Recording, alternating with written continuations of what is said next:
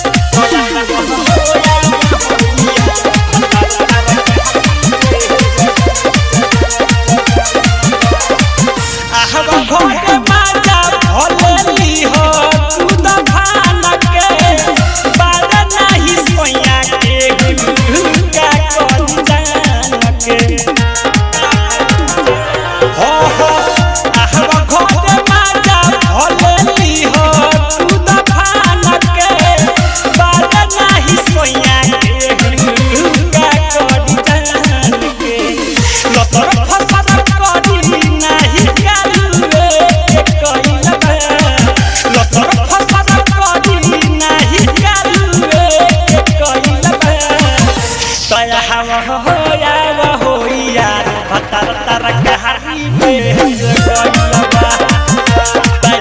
तयावा हो यार भतर तरकारी बेच गइलबा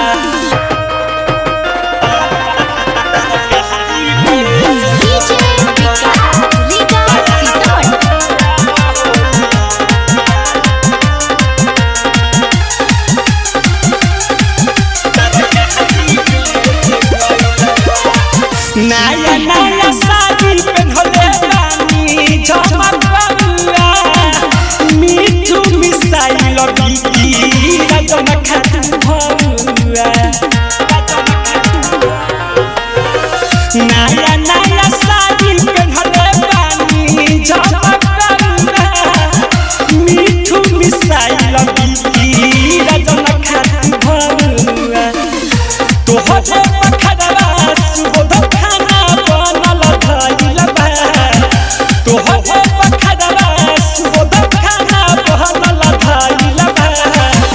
तयावा हो यार भतर तरकारी बेच गइलबा